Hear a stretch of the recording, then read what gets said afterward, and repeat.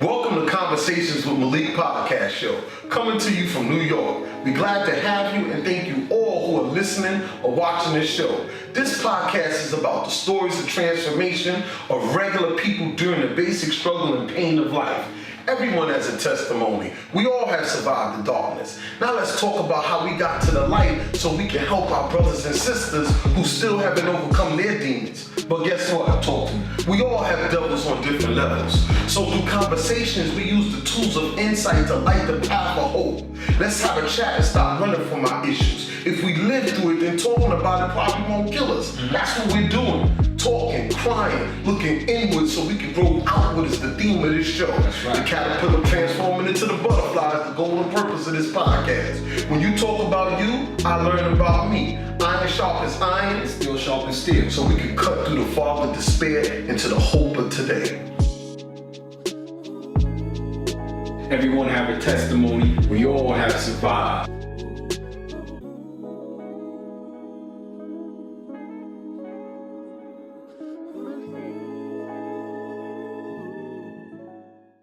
Welcome to Conversations with Malik. And before we start today's show, please don't forget to follow us at convoswithmalik.com, convoswithmalik.com. Instagram, ConWMalik. Facebook, we're on Facebook Live right now. Check out our YouTube channel. Listen, and we're getting it going, and we just celebrated our year anniversary. It's been a year. That's right. We've been working. A lot of episodes, a lot of hard work. Over 100. Oh, well over 100. Well over 100. I love what we do. I want to shout out to everybody. I want to shout out to Kareem the Dream, Raheem, the engineer who makes all the sound quality and everything that we do up here with the shows. How he just edited the interview I had with Robert Cool Bell from Cool in the Game. He turned that whole thing Engineer around. extraordinaire. I listened to it today. Kareem's like the dopest. Thank you, Kareem. Shout out to Justin Moss. Justin Moss, yeah. Social media guru for everything he does with us on Facebook and YouTube and with the website. Thanks a lot, Justin. Dawn Michelle from Dawn Michelle. Yeah. Promotions. Dawn, thank you for everything that you do with the guests and with the Friday shows. That's right. And, we really appreciate it. Wendell, the cameraman with the plan. You know what I'm saying? Cameraman with the plan. Cameraman with the plan. He got it going on and helping us, making sure our videos and putting in tireless work. So it's a team up here, man. And then I got, the co-host with the most, Jeff Jones. How you doing, Jeff Jones? Yo, I appreciate the day, man. It's a little cold, but, so I got the Moscow on, baby. Yeah, you got the Russian Moscow. I got the Moscow on. Listen, with the height of the political climate, man, I don't know if you want to wear hats like that. Yo, they talk about snow tomorrow. They talking about snow? Snow, a mixture of snow and rain. But Long Island, we be overdoing it over here. Yeah, well, listen, I could take a Saturday of snow, and listen, we got a great show lined up today. We got current events. We're going to be talking about, we got word of the day. Jeff said he got guess this. I got guess this, baby. Guess this lined up for our guest. I don't know if our guest is going to get this one, but yeah, I got portion of the guess show this. He plays something, you got to see if you can guess it. You know what I'm saying? And then, look, we have a guest here, interview, Melissa Harville-Lebron. I said it right? You said it right. And she's here.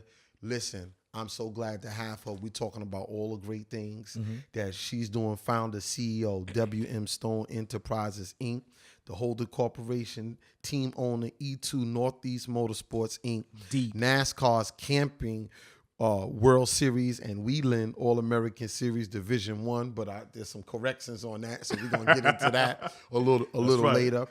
But all of the, wonderful things that they're doing and her wonderful story. Powerful story. Yeah. Story of inspiration. And, when I sent it over to Wendell and a couple people hit me up like, oh, wow, great interview. I heard about her. So, there's some excitement already around it. And they were inspired. They said, yo, Malik, continue on with the message and what you're doing. I said, yeah, we're going to. We're pushing the envelope, man. We're gonna have a conversation and we're gonna talk and we're gonna inspire each other, because if we could do it, if she could do it, we can all do it. That's right. And it's funny because on the way here, you had an impact on this brother, because this brother, from reading your story, Wendell was just talking about how he needs to, like, God was telling him he needs to clean up his house. He needs to clean up the rooms in his house so that he can come in and do some work with him. And like, he just starts, as a result of reading your story, because I sent it to him earlier, he just starts talking to me on the way here.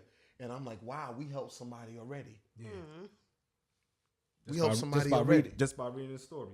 Yo, so, listen, so each other's walks are important. Our own personal walk, we never know who's watching. Never know, man. Seriously, man. So listen, we got the word of the day. What you got, Jeff? I got worthy, man. Worthy. And I picked that word because of our guests. Because remember, when we pick this word of the day, we always kind of make sure it has some kind of course, meaning. Right. At the same time, we look at our guest's story and we figure like what could fit in for our guests. And worthy was what I thought of. Okay. Worthy. Okay. And you want me to pass that to you? Or? No, you gonna pass it to you because you talking. Hey, listen, I'll bounce it right back to me. I'm worthy. Listen, I'm worthy.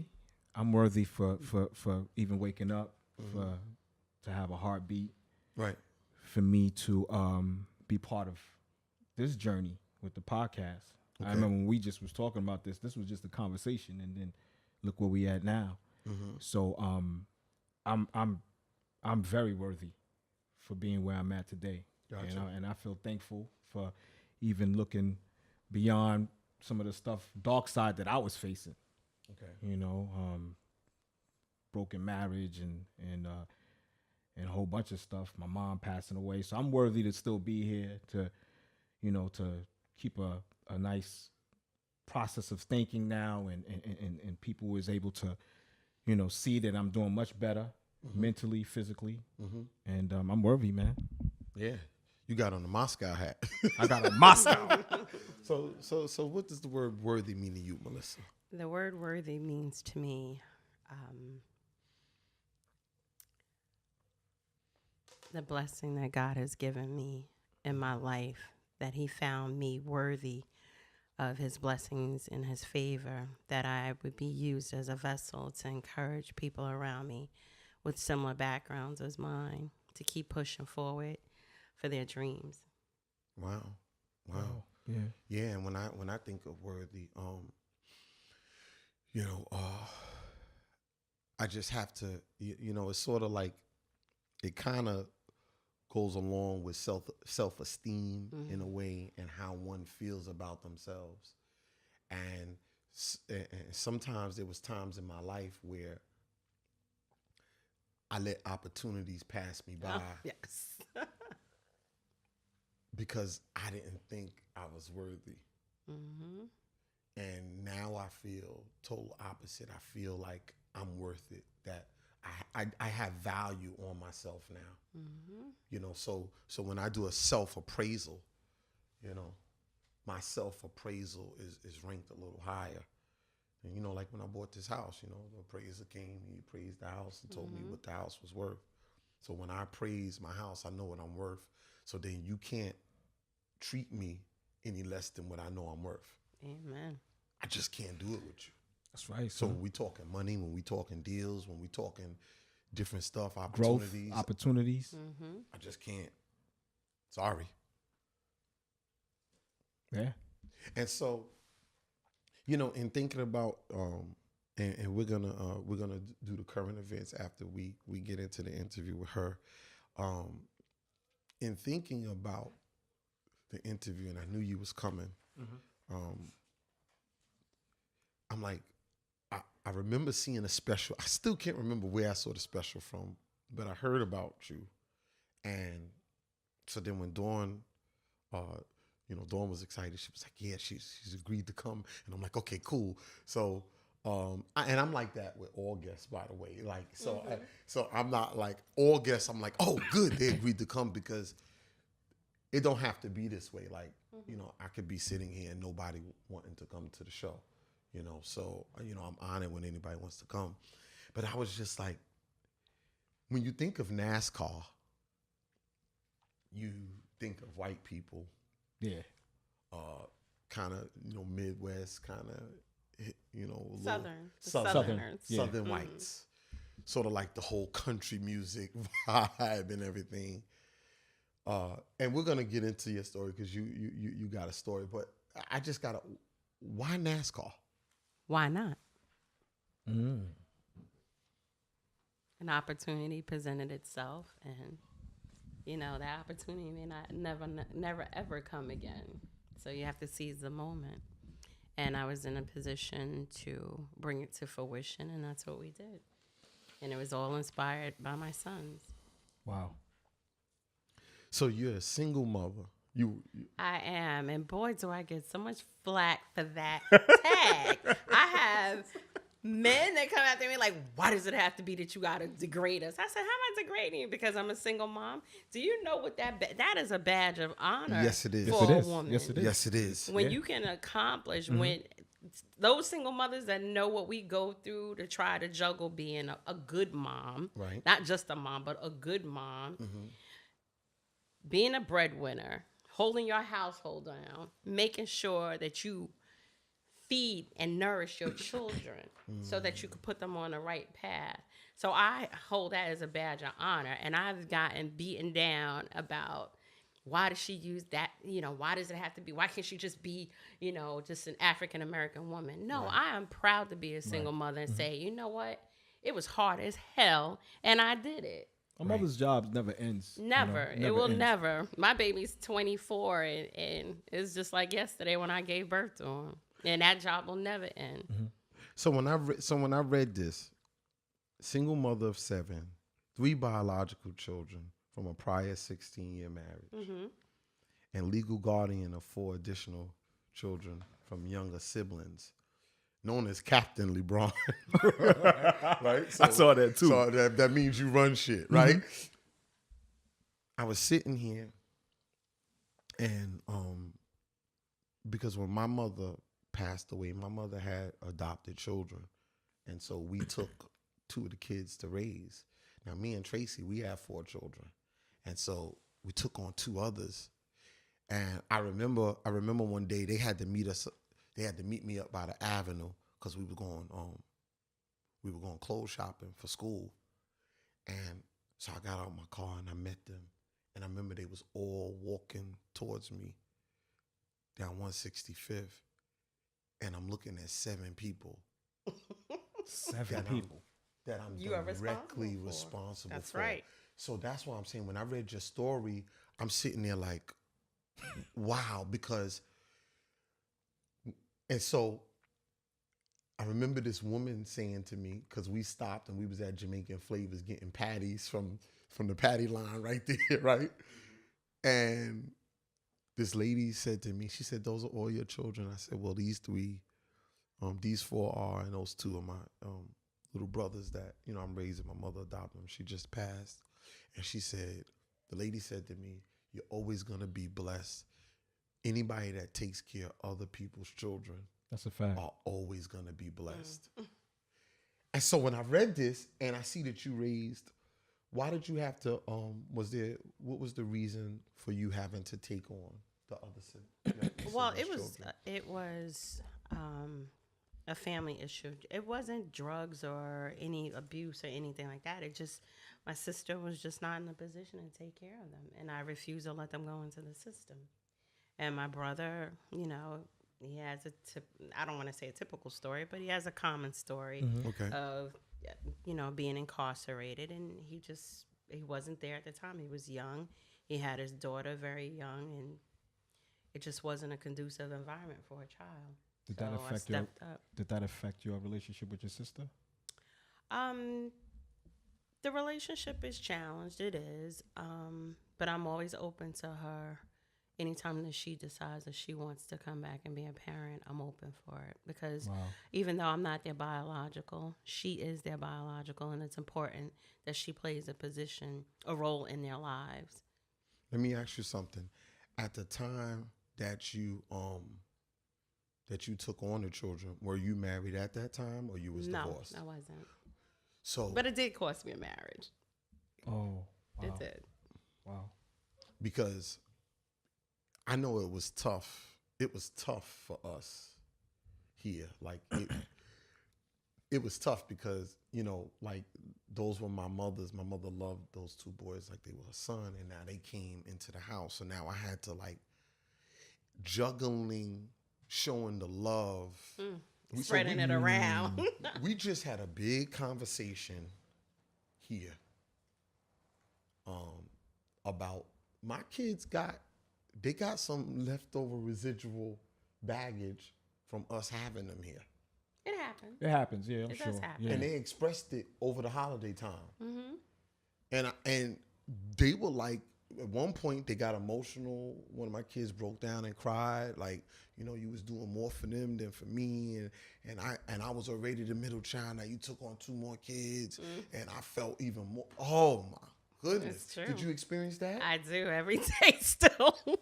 Wow. I do. And you don't realize it until you have one of those conversations and you're like, wow, you know, because everything seems like it's all Equal. And you feel like you're doing the right thing for and you have one child that is like, no, you are deducting from me. What you're giving to them needs to be given to me. And you don't realize until, like I said, until you have that conversation and you're like, wow. You're taken back by it, but how did you do it? How did you 7 people work? That's deep. and I have a dad at home that has Alzheimer's. Yeah. Wow. Every day God opens up my eyes, I know that I have a purpose, and I get up and I go do what I'm supposed to do. So do you still have any young children at the house I now? have a 4-year-old that just gave me a cold, yeah. Wow. Wow, 4-year-old. Yes. You in the trenches. Look, my oldest is 16. First of all, she's driving me crazy. You know, but oh my goodness. I remember. I don't miss the 4-year-old days. He doesn't know he's 4, so it's okay. Oh yeah, because they're like Yeah. Oh, 4-year-olds are like 10 now. Right. He wants to know where his iPad is, and yeah. He's probably doing the same thing Joshua would do. Yeah. iPad. Yep. Yeah. His son is Captain Pest, by the way. But I love him because he always wants to talk to me on the phone. But his son is the illest. We had a pool party in the back, and he was illing over the summer. Oh my They're God. not little kids anymore. Yeah, they're not. It's a little different now. Very much so. Not a little bit. And they're It's more huge. sensitive now. More sensitive. You know, I don't get that from mine. No? they pick up on a lot easy because that's the stuff they see on television and stuff. So they pick up Emotions and stuff like that. A lot of that stuff is on Disney. I don't get that with mine. Mine No? is, he's something completely different. He's like the gadget YouTuber. Yeah, YouTube. He's concerned about the Wi-Fi. It's The taking Wi-Fi. too long. It's taking too long. I think Okay. it's on airplane mode. Yeah, that's Christian. So, the drug epidemic of the early 1980s that consumed and damaged most families during the era showed no exception to Melissa and her family. Yes.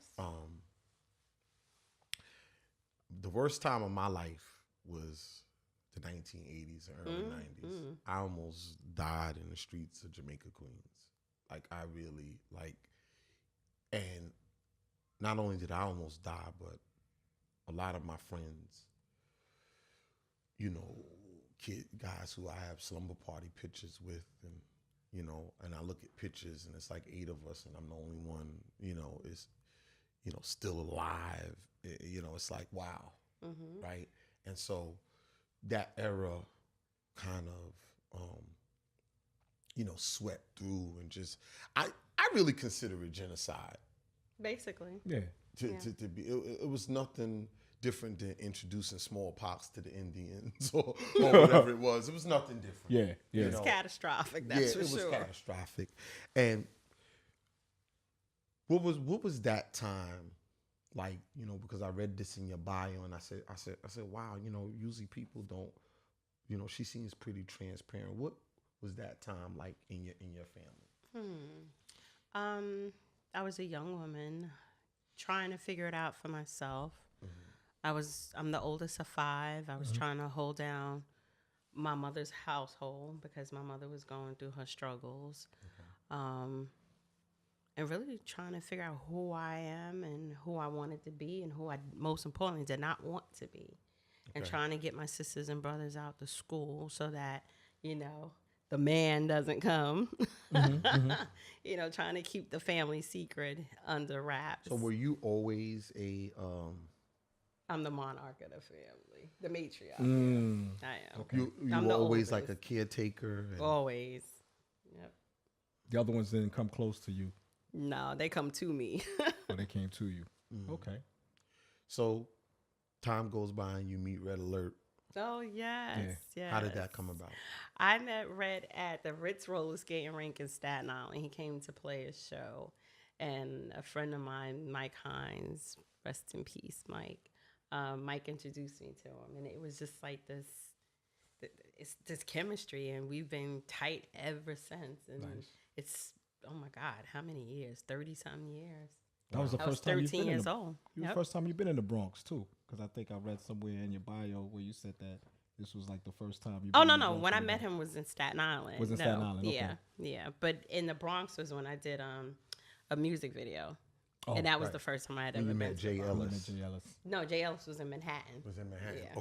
Okay. So your introduction into the music industry, how does that all come about? Take me through the story. It started, I was sitting at the lunch table in high school in Staten Island, Susan Wagner High School. And Oh, you went to Wagner. yeah, I went My to brother-in-law Wagner. went to Wagner. Yeah, Okay. and an associate of mine, I won't call her a friend, but an associate of mine, she had gotten invited to go do a music video with Is that back when they had the dope football teams? Because yes. Wagner used to Wagner have powerful. kicking ass. Heard about Wagner. Wagner had powerful football Yes, they teams. Heard did. about Wagner. They used to Yes, come they through and did. stomp Jackson out. Because my sister went to Jackson. They used to come through. Now, we used to beat them in basketball. Yeah, but not 'cause football. Jackson was crazy Blue Harvey and Chocolate and Tree Yeah. and all of them back in the Jackson day. has I used to some- be at those games. I was a little kid. But Wagner was a powerhouse back Oh, then. yes, they Okay, were. go They had ahead. I'm amazing sorry coaches. to It's interrupt you. okay, Yeah, it's you know. okay. Trip down memory lane. Yeah. It's all right. But where was I? I'm You was getting at old. Wagner High School. Right. So she had gotten invited to go to be cast in a music video. And she's like, oh, no, I don't really want to go. And I was intrigued. I was like, wow, a music video. I was like, I would love this. And she was like, here, you can go. And I was like, really? And she was like, yeah, go. And I showed up. It was for Request Line. We shot it in the Bronx. Oh, Request Line. We Okay. shot it in the Bronx, and the producer's name was Dwayne Haywood, and he took a liking to me. I guess he saw how excited I was and enthused I was about. I just wanted to know like what else, everything I could about shooting videos and editing and things of that nature. Because of course I had never been exposed to it before, and he just took me under his wing, and he was like, I really think that you should meet this producer, which was Jay Ellis. And when Jay saw me, he was like, you're a singer. I said, no, I'm not. He goes, you're going to be a singer. I said, and no, I'm not. He goes, you are going to learn this. He had us practicing Juicy Fruit. I think, yes. Over and over again. Oh my God. I think he had some personal thing with that song. That was a good song though. Back then, Yes. that was a good song. Yeah, Like but that song a little too. okay, And it's still a good little- right now. Not a little, just way too much. Yeah, 'cause- And he's like, Melissa, put your hips in. I don't have hips. I'm like 115 pounds straight. Right. Yeah, I didn't have none of this. Gotcha. And he's like, yeah, put your hips in it. Give it some emotion. And I'm like, I don't like the song. Right. So we ended up recording a song called Love Patrol. And we were in Quad Studio, and Quad. it was take after take after take. And I was like, this is not fun. When do we get to the fun part? And I didn't like being behind the scenes, but like I would watch him the whole time I'm in the booth. I'm watching him directing at the board. Okay. And people are coming in and they're greeting him. And he's like, I want this done and I want that done. And I Okay. just sat there and I watched him and I was like, the power's not on this side of the board. The power's in there. And that's where I want to be. Not over here, because I'm not enjoying this. I'll enjoy that. But I see a connection because when I read that in your bio, I see a connection in you wanting that power to your life, you being the oldest, in control. Don't say that You too be- much because, Yeah. I get so much flack behind that. Don't look back there. Captain LeBron, right? Yeah. So I made the connection, but honestly, we are who we are. True. That's true. But mine was more about creating, Okay. being the creator, not Okay. so much about dictation Okay. as much as it is about being able to create a project and see it through. Gotcha. That's you was where- inspired. Right. I inspired. was inspired by that. So Gotcha. Jay Ellis was He was the producer. he was the producer. I remember Jay Ellis from being in the music industry years ago. Jay Ellis was responsible for getting you to intern at Sony at the time? No. Okay. He No. wasn't responsible. No. Jay Ellis, there's two. And I actually worked with that Jay Ellis. Okay. He manages Method Man and Redman. Not him. We actually worked together. I'm talking about Jay Ellis that produced Gloria Gaynor. So now, Oh, okay. when I talk about Juicy Fruit, now you're like, I got you. yeah. I got you. Gotcha. Because there is another He Jay is, Ellis. he's a pioneer in the music industry. Yeah. Yes, very much so. So I was trained under him. Okay. All right. So from there, you get intrigued, and then that leads you into doing some things in the music industry. Right. So for me, I've always been one to I always invest in my craft. Right. So if I say I want to be involved in the music industry, I try to learn everything possible about the music industry. So I went to IAR for audio engineering. Institute of Audio Because Research. one thing about me, I don't want to be the only one in the room that doesn't know what the hell is going on. I Right. need to know. Right. So I went to school to become an audio engineer, and part of our education was getting a job, getting an internship. So that's where I met D'Angelo, and he was like, you should really, really push for a label. A label will pick you up fast. You know, with your background, you'll get picked up fast. And I was like, first of all, I'm sitting there like, so who named this chocolate guy D'Angelo? Where you get this Italian name? There was a lot of people. Was that A around lot the of time? people People went to came that IRL. school, yes, I a think lot. Laquan went there. My brother actually graduated from IRL. Yeah, a lot He's a of producer. people. And a lot of industry, a lot of artists Yeah, thought they was gonna be engineers or producers, went to IAR. yes, it's true. And I heard D'Angelo went there as well. He did. Yep. So that I applied for an internship at Sony. I landed it, and I went to work for Laverne Perry, who was the president, She was the president of promotion and publicity Okay. at Epic, and that was an amazing time, absolutely amazing time. But I'm not good with office politics, so Gotcha. So you was more in the creative side of the music industry. yeah. Oh, okay. And I was more connected than I thought I was at that time. So yeah, office politics didn't work for me. I wasn't just an intern. Okay. So that didn't go well with my bosses. Yeah, because so is that why you said all that glitters? Glitters is not gold, glitters is not right? gold, Because yeah. there's politics in It's a lot of every politics, job, yeah. but there's a lot of politics in the music industry. And back then in the late 80s and early 90s, there was more going on than just music. It just wasn't my scene. Yeah. Yeah. Juicy. Not my juicy.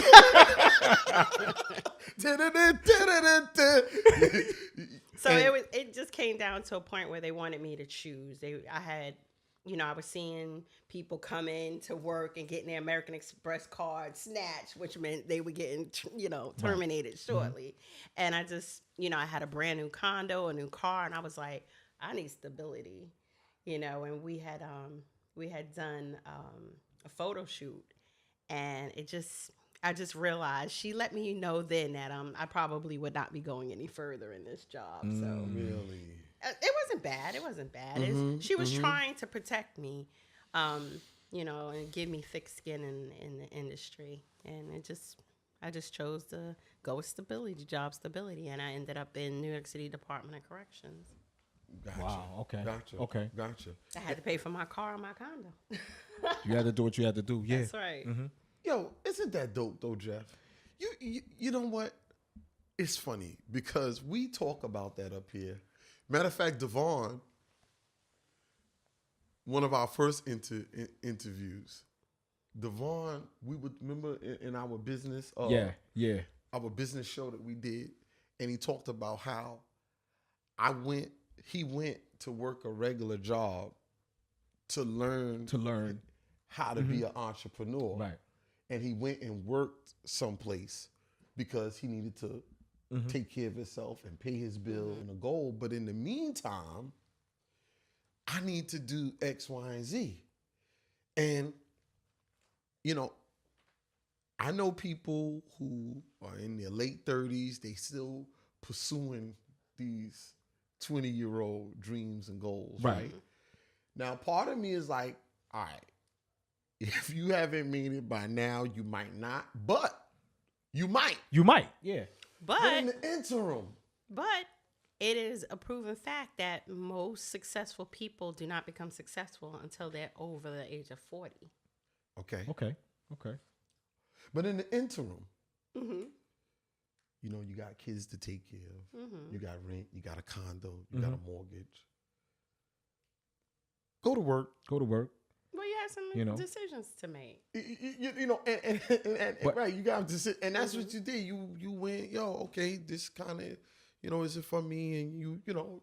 Is that what you said, Melissa? That this wasn't for you when you was in the music industry? I said this. I'm not going to do it on your terms. I will do it on mine, and that's what I continue to do. Okay. I went, and it did not stop my music career. I took those contacts that I had made, and I began management. Producing college tours. You know, I stayed very active in the music industry after I left. I just was no longer working at Epic. And that's what usually people that come from the music industry do. They collect as much as contacts as possible. Because when you work, whether you're an intern, it doesn't matter. Even if you're not making a paycheck, when you in those areas, those music industry areas, you always be able to kind of create something for yourself. You know, I work in the music industry myself. I was not in the creative side, but I have people that were working in the creative side that I was able to help because I worked in more of the music publishing and, you know, ASCAP, Koch Entertainment. I did more of the contractual obligations that people have with the record companies. So I was the royalty guy, you know. The royalty guy. Yeah. So I was able to kind of collect a lot of that information and start my own business because I had the entrepreneur mindset. Seemed like you had the same thing. Yeah, I didn't sit there and run off with their Rolodex or anything. It was I just, did. you know. I did. Well, I did. I took that. I hear you. I took that address book, Melissa. Let me tell you something. Listen, did you kind of get that from what I you could have were sold that thing. I had so much numbers and cell phone numbers from that address book. Where's Jeff going with this? Yes, right? Jeff ran off with the. Was it the surprised. flip? Was it the flip roller? It wasn't the flip where it was the regular book, but it was real thick and it had everybody's phone numbers in it. Oh my gosh. Everybody's numbers, everybody's cell phone Oh, numbers, we passed emails, the statute everything. of limitations. Oh, goodness. That is too funny. I made sure. I'm surprised you ain't come off with that stuff. Oh, no. Working at Epic, because I know some people that worked at Epic too. Yeah. I know some people that work at Epic. And there was some good groups, of course, at Epic. I'm sure at that time, my boy Keeson worked at Epic. I don't know if you know Keeson. I was with them when we moved from 52nd Street over to Madison. Okay. Yeah. Okay. So, I'm a dinosaur. Oh, okay. So you was way, way before Don't Keeson. get cute. Yeah. Yeah, let me say I'm a dinosaur. I don't need you to. You know? And Jeff said you were way before. You know, when I told somebody, they were like, well, what projects did you work on? I said, well, I was working on Shabba Ranks project. They were like, damn. Shabba Ranks was on the Epic, yeah. Shabba Ranks was on Epic, yeah. A couple people was on Epic. Oh, I yeah. think Shabba's first album. Oh, Damn. You been here that long? I'm leaving. You worked on Shabba Ranks album? Damn. when Shabba was chocolate grinding on the. Oh my goodness. Yo, he was a big artist for that label. Huge. Huge Vivian, artist. yeah, Vivian Green. Vivian Green was on there. Mm-hmm. Yeah, that's when you know. Vivian Scott, excuse me. Vivian Scott. Vivian Scott. Mm-hmm. Now you got me over here Vivian Scott. You're right. with you. Vivian Scott brought him to Epic. Okay. Yeah. Yep. So, tell me about the segue into NASCAR. segue into NASCAR. So, like I said, I stayed busy producing college tours, artist management, artist development. And just as I was really winding down my career in correction, I was like, so really, what am I going to do? And just so happens I got injured one day at work, and I was laid up sick for about 2 years. Really? And Wow. yeah, I'm a severe asthmatic. And, Wow. you know, when you're facing death, you know, Yeah. it brings things into a very clear perspective for you. Yeah, you Yeah, I And, know talking asthma's real. Yeah. And I just said, you know what? I'm not done yet. I'm literally not done yet. And I really fought to regain my health, to get up out of that bed, because I was very comfortable being there, sick, looking like I was about half dead and basically waiting to die. That's what it felt like. And I just realized, I was like, I'm not done yet. I have not prepared my children for me to depart this world. I don't feel like I've done enough for them. And I just worked to get myself healthy again and to really start living my life to its fullest. And music's always been my passion. So I put my label back together, and I got a phone call. I was in the studio with one of my artists, and I got a phone call to do an artist development deal for an aspiring driver. And they asked me, could I be there in Florida the next day? I said, I'll be on the first flight. I went there, and we've been off to the races more or less ever since. Wow. That aspiring driver was having some issues, had developed some issues while we were producing their anthem track to be distributed on my label. They were having some marketing issues with NASCAR. So really all I did was apply what I had learned at Epic, working in publicity and promotion, to breaking this driver and creating a whole fan base based off of their nationality, their age, things of that nature. Excuse me. And NASCAR loved it. That meeting took place with the vice president of operations, the head legal counsel, and the president of diversity for NASCAR. And of course, I made a great impression. But we weren't able to continue with the driver. And the whole time I was working on the project, my children, my two sons, were in the background just eating everything alive about driving. Every day they needed a new game. You know, they needed a new steering wheel set. It was something. And they are very close in age, so they're naturally competitive against each other. And it's like I couldn't leave my office because I come home and I got to listen to stats and, you know, all kind of things that I really didn't even know about the industry. And when we got an opportunity to go down, we got an invitation to go down to a NASCAR experience, and I brought my two sons, and I was like, great, this is the time when, you know, I get to discourage them. Like, you think, you know, you really think you got this down pat. You know, it's more than you sitting in the comfort of your bedroom in your living room playing a video game. Mama about to show you the real thing now. And they got in those cars, and I was shocked. You know, I was running around the track. I had a video camera in one hand, a cell phone in another hand.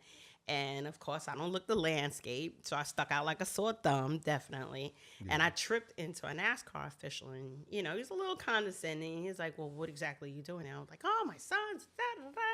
And while we were talking, my two sons had finished their run.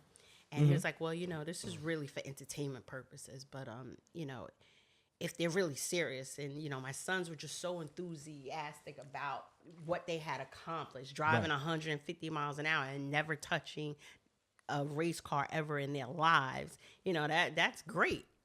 You know, we couldn't get a word in edgewise with them. And he was like, you know, there's going to be a testing tomorrow. He's like, you should bring them down. We'll see what they really have. And I was like, great. Now, how much is this? I'm thinking I'm getting hustled here, you know, because I don't know anything about the industry. So, of course, they're going to get me for my money. So I was like, no, I'm going to bring my sons. And he was like, all right, I'm going to give you this number. I want you to call him. Make sure you call him. I said, I'm going to call him. He was like, all right, make sure you bring him. I said, I'm going to bring him. So the next day we showed the gentleman. I called the gentleman. He said, be at the track at this time in the morning. We showed up. They put my sons into vehicles, and they drove 186 or 188 miles an hour. And we've been off and running ever since then. I got a phone call from the individual, and he said, little lady, you might be on to something here. I was like, great. This did not go the way I planned it to go. Wow, 186. The rush There you is go, real. right there. He's the craziest one. Yeah, he got the look. He got the look too. He got the look. They are. He got the look. They I got are- a son about his age, and he got the same look. And He's the crazy one for Yeah, real because yeah. he's I saw, really the I saw extreme when I shook sport his hand. He got a lot of enthusiast. life in Oh his yeah, eyes. yeah. So Yeah. the cliff jumping and the dives and the Wow. planes and everything that could kill him, he wants to do. Yep, we go on vacations. We get to a cliff. My son be like, ah, down into the water. I'm like, yo, wait a second. Yeah, I know. Diving in that the was Amazon great. River. Just that video I put up. Yeah. You put up. See, my mother wouldn't let me do anything. I'm afraid of everything. But this one, when he was a baby, I'd take him to the pool. He want to jump right in the water. I'm like, you can't swim, and I Listen, can't swim to Hold help on. you. My son that I'm talking about, hold on, look, my son that I'm talking about, that when I told him when I looked in his eyes, I said, remind me of my son. I didn't have to teach him how to ride a Nope. bike. He learned by himself. Malik hopped on a That's two-wheeler Eric. and started riding. That's all right. Never trained First- with. first shot. He hopped on his older brother's bike. First shot. First shot. That's all I right. can't make this. I'm telling you. When we go in there, ask him. Cause you know how most kids Crazy. they gotta have the training wheels. See, and then with them being close in age, Nico's not gonna let him outdo him. So now Nico's gonna jump her and do it too. How old was he when he was driving that fast? What were you guys? 17. No, it wasn't that long. That's ago. crazy. 19. 19. Yeah, 19 and 18. 19 and 18. Yeah. Wow. And he races motorcycles. Let's not forget that. Wow. Yeah, I gotta give you He's some no pictures joke. of him laying his bike, you know, that one knee thing. I was like, when I saw the photo, I was like, oh my God, my baby do that. Yo, listen. Wow. And the rush. You know what? And you know what? Having experiences is living life. It is. And look, man, you only live Yeah, once. you man. only live once. People man. ask me all the time. They're like, "You're not afraid of what he does?" But I'm I surprised. said, "It's his life." But I'm surprised as a mother. That's the first thing we're gonna be a fear for. You know, mothers would definitely be fearing for their child to be first going that fast. Oh yeah, You know, so I'm sure that just was like, of course That it drove you was. crazy. But you can't stifle them. You have to encourage them Right. to live their life. And unfortunately, if something happens with them living their life, it is their life to live. man, sure. I wish my mom said that. I'm still afraid to get on roller coasters. So My mom, Yes, mom I would go am. in. So what? So what, Great Adventure, Coney Island, you never, none of that? I Not don't like- even I the don't like Coney- heights. Listen, I walked the halls of Rikers Island. Okay, that was enough adventure. You know what? That's deep. You ain't got to say no more. That's deep. I was gonna ask you where you worked at too, because you was a correction. C95. I was a captain. Say no more. The mental health You, unit. you get thumbs up from me. That's deep. Trust me. I'm sure you saw some crazy stuff in there. You know what? I was, like I said, I've been blessed. Never been assaulted. Never had a major incident. Never had a suicide, a stabbing, slashing, nothing. Wow. Not on your watch. Not on my watch. Because I hear some stories about people that work in. Well, it's changed. It's changed island. now. It's changed. A lot has changed oh, too. yeah. You know, I've been security, going they 9 beefed it up years. even more. 9 Yeah, I've years? been going 9 years, March. Wow. Wow. So listen, we got some current events I want to get into, and then we'll wrap it up with Melissa. This week has been, this week a lot of stuff has been going on, and it's funny because I wanted to ask you about some music industry stuff because of R. Kelly and how men in general use their power over this whole Me Too movement has come up as a result of women in different industries, the acting industry, music industry, television, film, corporate America. Men use their power as leverage. Powerful men use their power as leverage, over women. And a lot of what I saw with the R. Kelly situation, and his brother came out in the video talking about how they was sexually abused. Right. And R. Kelly was transparent, years ago about being sexually abused. He talked himself. about it. Mhm. And this interview with the brother is talking about how the older sister, who was 4 years older than him, he had to perform oral sex on her. She performed sex on him and all of the other stuff. I missed all of that. Yeah. I didn't see. I haven't seen it. Yeah, he's talking about it. So Jeff, you had asked me, do you think this was sort of like a ploy for them justifying what he did, with, capturing a lot of these young, females and stuff. I know stuff that sometimes when things happen in your past, it kind of, sticks with you and you don't know how you're going to turn out. So I was just wondering if they feel by saying that, however, coming out and saying, by him coming out and saying and that. saying the story. Yeah. And so listen, even back from the Aaliyah thing and the P tape, I was, suspect of R. Kelly. I mean, I personally wouldn't have let my daughter go with him. Exactly. There you Me go. personally. As a parent. As a parent. Right.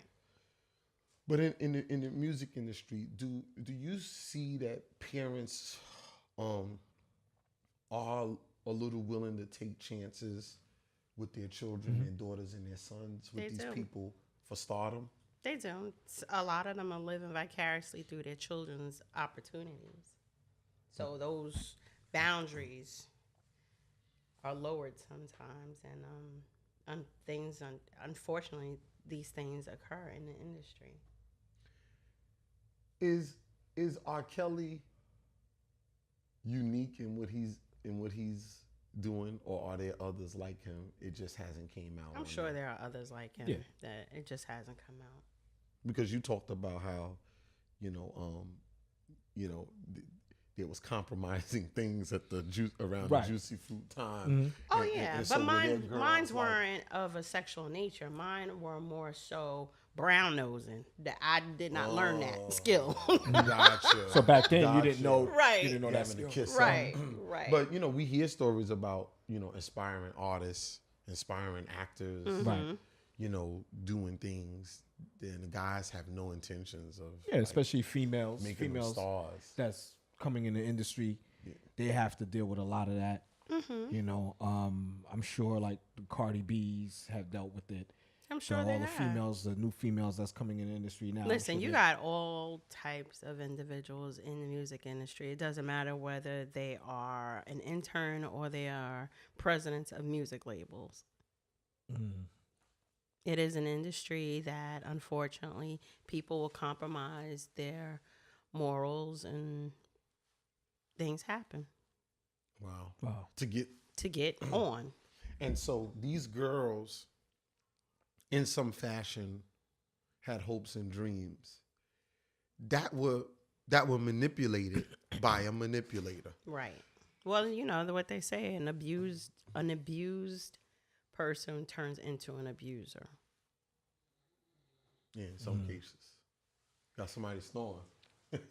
So, and in some cases, and so they got the investigation that might kick off. He was in the club. Right. He was in the club for his birthday. I heard about that. And I haven't seen the While they was history. protesting. The I was club actually going to watch packed. it this weekend. The club was packed, and he was singing, "My mind's telling me no, but my body," right? He's singing that, and he's hitting the notes, and the whole crowd is singing it with him. in Chicago. And I'm sitting there like, now I've been to Chicago quite a few times, and they're a little different out there, right? They more than just a little different. And I wouldn't go this time of year because it's cold as hell, and it seemed like every time I went, it was around this time of year. But I'm sitting there, and I'm like, in the day and time that we're living in, where you have a president where you don't know what's the truth anymore, right? And you can still win an election. You can say things like, I could shoot somebody in the middle of Fifth Avenue, broad daylight, and my supporters will still support me. And then they still support you after you say that. Right. I wonder can R. Kelly actually become bigger as a result As of a this? result of this? Wow. And I'm serious, and I don't want to be cynical. Yeah. But the crowd was like as if nobody watched any of the surviving R. Kelly things. Right. Well, I heard his streams have really ignited, and he's definitely making money from this I publicity. mean, he cheers to the Chris crowd. Brown. He cheers to the crowd that it's his birthday, point. and he don't give a fuck about what's going on tonight Out there. and what's going on out there. Meanwhile, he had a crowd of people at his studio, Right. in which inside is still Jocelyn Savage, Adrielle McClary, who families want them. And they're in there. And he's saying, they adults. And I got them in there because that girl Dominique said the stuff that he has Jocelyn doing is It's unthinkable. unthinkable. Really, I need to watch it. And I'm saying, I don't have a listen, comment because So I you haven't watched it. You haven't watched none of the. No, I haven't watched. I've It's- been 'Cause busy it's all working. it's all over Lifetime. I've heard about it, but I have not seen it myself. So it's hard for me to comment on it because I haven't seen it. It's deep. I was gonna watch it this weekend. I ain't see everything. I still got like at least a few more to watch, but you know, it's deep. It's deep. It's deep. The girl Ashanti Page, The Shakti page, yeah. she went when she went back in the house that they took away because he wasn't paying the Yeah, rent he in wasn't paying the Georgia. rent, and she just started. Goes to the crying. house. She said, "This is my room right here." She didn't say was my room. She said, "This is my room right here." She said, "I can't go in there." Yeah, she started She crying. said, "I'll take you in the other rooms." She started crying, and then she goes to the black room, and that was R. Kelly's That room. was R. Kelly's room. Everything in there was black. Everything, the furniture, Yeah, the drapes, and you could tell they Really? just started painting it. Yeah, you could tell they just started painting it. She said the things that happen in this room is unimaginable. And I'm sitting there like, What can it be? what the hell is like unimaginable? Like, what the hell were y'all doing? Unimaginable? And listen, I Yo. have a hell of an imagination. Yo, when she said that, the first thing I thought about is what could they have been possibly doing? What the hell were y'all doing then? If it's She started unimaginable. crying. She started Wow. crying. And Sparkle is also on one of the episodes too, because you know, Yeah, I heard about you that. know, Sparkle. She was real. She was real sad about because she's the one that introduced her niece. Her niece was like 12 years old, 13. Listen, let me tell you something. Let me tell you something before we move on to the next thing. And I said this in the other show. I ain't wired like that. Right? That's sad. He would, and listen to the McClary family and the Savage family. I've seen y'all out there Yeah. at the houses. Brother, if you happen to watch this show by chance, I'm not questioning your manhood. Yeah. I'm just saying, for me, if that was my daughter, Yo. first of all, I got too many like goons that they just like they're bored. They're like, damn, it's been like 20 years, man. We ain't catch no wreck. Give like, us something to do. Just give us something to do. Just give us something listen, to do. Right? Listen. Let's roll on by. I would cause so much havoc for them. I know he got a security team, but still, I would cause so much havoc that they would tell my daughter, either Shavona or Yaya, he'd be like, yo, nah, you gotta go. You gotta go. Yeah. Your father's too much. I don't care. I wouldn't be here right now. I wouldn't literally be here right now. I would be there paying some bum, yo, spray on their wall again, free Yaya, let Yaya go. That's sad. Like, yo, cut their tires. Yeah. Yo, you see those Jeeps pull up, slash all the tires.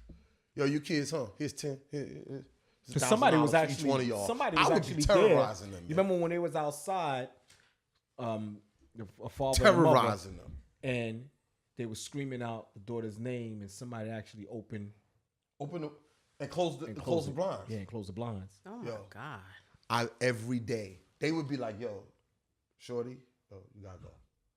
Your father's too much. Those Sorry." poor girls. They are going to need extensive therapy. piece of shit. Anyway, so listen, I was reading this, and before we close, because we got guests this, and we're gonna close out the interview. I was reading, because readers are leaders and leaders are readers, and so I was reading this article because I like to check in on Black enterprise. I really like to, and I encourage people. There's a lot of stuff going on with wonderful sisters like this. Young brother back there that's driving 180 miles an hour. That's right. Right? There's a lot of when people say a couple of things. I don't like doing business Black people because Black people don't know how to do. I don't like doing business with my own. I don't talk like that. Because I know some excellent Black business owners. Yeah. I'm one. I like to support my people too. So As I much as run they excellent business. As much as they shit on us, I like to support them. No, but listen, there's some white people I wouldn't do business with no more. That's true. There's some Jewish people I wouldn't do business. There's some Korean people. That's true. There's people of all races just that people, don't do right. good business. They don't do good Right. business. Yeah.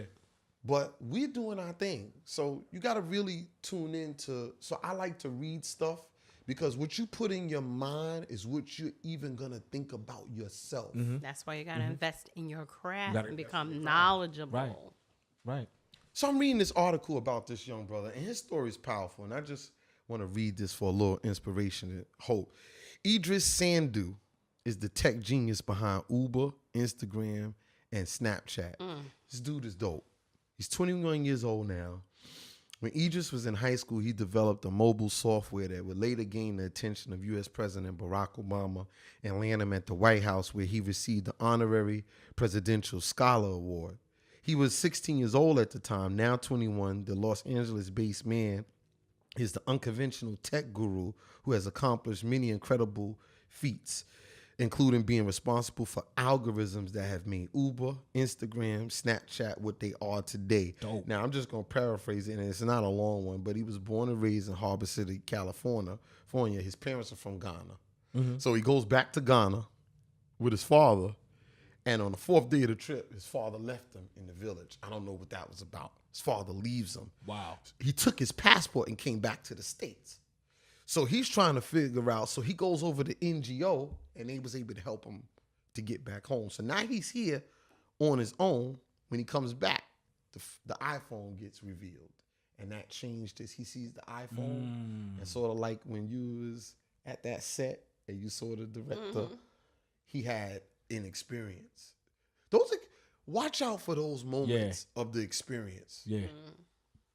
When you get that epiphany, like when you're in that, When you were in that car and you driving that car like he did, like your son did.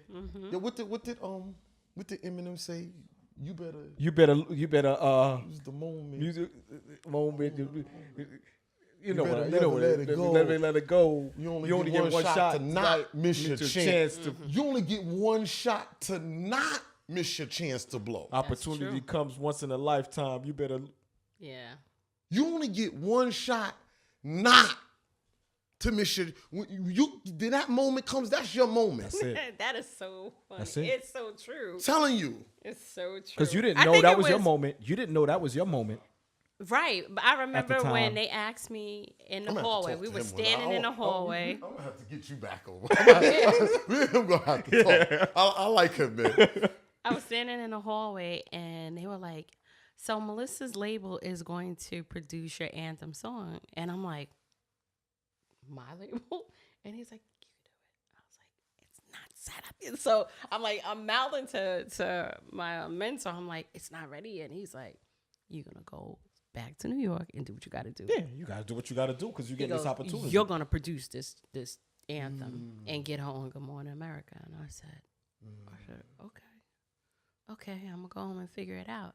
And I remember, I don't know if it was Bill Gates or Richard Branson said,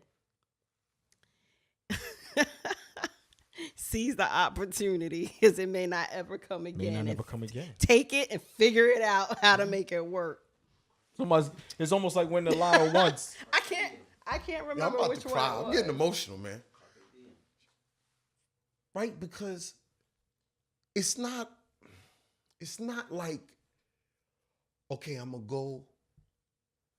The opportunity's here, but I don't think I'm ready. So let me get We prepared. always try to and then talk I'ma- ourselves out Right. of it. No, when it Always. comes, you're actually ready. That's why it came. That's why it came. Yeah. Because you are ready. And it wasn't an accident too, because it's certain things just happen because it's the act of God. Amen. It's His power. That's right. But when you're looking at your resources, I don't necessarily have the resources are inner. The resources aren't outer. Yeah. That's the trick. That's the Why trick, so yeah. many people don't. The resources aren't outer. The resources are fact. inner. Inner resources provide outer solutions, Right. man. It's not the other way around. It's not the other way around now. All right, let me finish this That story. was I'm so- sorry because that I is so start true. I start getting deep and we get off there, and I want to finish with you. I'm sorry. So he comes back. The iPhone is revealed, right? Just 10 years old, then he started learning programming for the own next 2 years in a public library. Age of 13, he worked as an initial blogger at Google Plus, among others. He was still determined. So that's when he, being the only school in California that had the app made by a student, Sandu received wide acclaim that would later afford him a meeting with President Obama. We talked about. And so he goes on from there. He's at Instagram. He's doing his thing. And this is something that this is something that I really wanted to highlight because now he's doing stem cell and all of this different stuff. He's 21 now. He said, information is one of the highest forms of class. And that is what keeps people, that's also what keeps people divided. You should be able to think on a higher level instead of being strictly consumers. And people of color in particular are more likely to be consumers than creators. It's really hard to get out of poverty or to change the economic structure if you're always going to be a consumer rather than creating. Shifting the narrative is what I've been trying to do, and that's far as work successful. He hooked up with Nipsey Hussle. They at a local Starbucks, they transformed an abandoned storefront in Los Angeles into Marathon clothing store. Okay. Right. He's working with Kanye, with Kanye West, Robbie Reed, Edward Inningfeld. He's doing his thing, right? And so, we gotta stop always being consumers. We spend a lot of money in this country. That's true. Yes, we do. And so I thought about creativity because you wanted to create and be, so I try to tie things in together. So it's about being creators, and we could do it. This is the popping time right now. It definitely Get is. money, do your thing. It definitely is. Yeah. Like it's no more like back in the days there used to be standards and boxes, and you had to like get in that box and Conform. those to boxes ain't around no more. it. Nope. Nowadays, hell no. Boxes. So Melissa, what's up next for you? What you got going on? We Talk got to us. lots going on. We have 2 TV shows. I co-wrote one. We'll be doing a docuseries about the team, developing my sons, watching them progress in their careers Oh, nice. in I'll be watching. motorsports. I'll be watching. A new build out for a new race shop. We got a couple of things coming down the Nice. pipeline. Oh, Nice. wow. How can everybody get in touch with you? We're on all social media. Melissa Harville-Lebron, IG, Facebook, LinkedIn, Twitter. Give them your E2 Northeast Motorsport, IG, Instagram. Well, that is IG. Twitter, Facebook. It's getting late.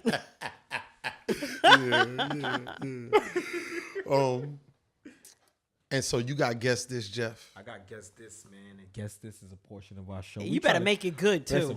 Listen. And I hope this ain't too. See, he got mad because we had a lot of guests that was getting his Guess This, and he got pissed off So now you want to give me the hard extra one? hard on the last couple people. Listen, I can't make it easy. Yeah, but then it's gotta Let's be go. fun. Come on, let's go. Y'all better know this. Okay. I'm trying to make this as easy as possible. Y'all ready? Don't embarrass me. For the dudes who ain't here. Huh?